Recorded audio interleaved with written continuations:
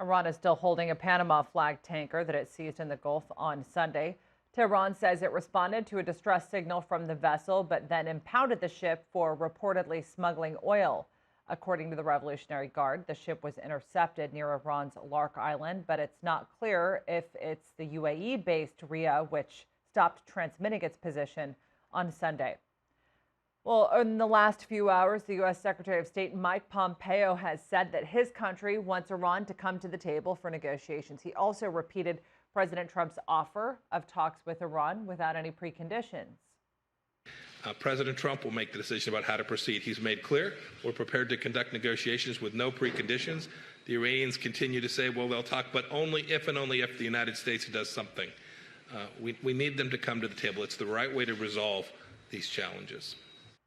His comments come as Tehran continues to deny White House reports that the U.S. Navy shot down an Iranian drone in the Strait of Hormuz. Iranian state TV has released this footage, which it says disproves President Trump's announcement that the USS Boxer had brought down an Iranian drone. However, in a statement, the Pentagon said the USS Boxer took defensive action to ensure the safety of the ship and its crew. Well, let's get more on all of this from Larry Korb. He's a former U.S. Assistant Secretary of Defense and is also a senior fellow at the Center for American Progress. Larry, great to see you there. So we've seen the Strait of Hormuz become essentially a flashpoint for the conflict between Tehran and Washington right now. But I guess my first question is, how is the U.K. being used as a pawn in all of this? Well, I think what happened is when the UK seized that Iranian ship tanker that was on its way to Syria, the Iranians felt they had to do something, and the British ships or UK ships were a convenient target given where they were and how close they were to Iran. So they're basically saying, we're going to hold this until you let our ship out.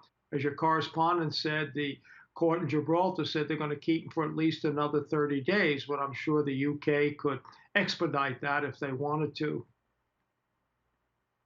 Why take retaliatory action on the UK when you're trying to convince the remaining signatories of the Iran nuclear deal to counter U.S. sanctions?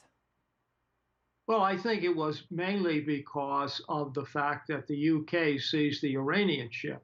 Because remember, even though the Europeans do want to go back to the nuclear deal, the European Union has put sanctions on anybody trading with Syria. So this wasn't an international thing. This was just the European Union that the British acted under. So, Larry, Trump came out after this incident and said, I told you so when it comes to Iran. He has always said that he has doves and hawks in his administration, but does it look like Trump is becoming a bit more hawkish when it comes to Iran, and perhaps Iran is playing into the Trump administration's hand by some of these aggressive moves that we're seeing in the Strait? Well, interesting enough, I think it's going the other way. You showed Mike Pompeo's speech where he said we're willing to talk to the Iranians with no preconditions. The president sent the prime minister of Japan, and he also, after speaking to Macron, the president of France, the French went over to try and start talks again. There's no doubt there's some around the president want to take more hawkish views, but I don't think he does, because I think he recognizes you start a war with Iran, it's going to make it tough to get reelected, because he ran criticizing the wars in Iraq and Afghanistan, and a war with Iran would be much more demanding on the United States, more casualties, more expensive. Before we go, Larry, just wanted to ask you, the defense secretary has authorized the deployment of U.S. military personnel and resources to Saudi Arabia. What are they gearing up for here?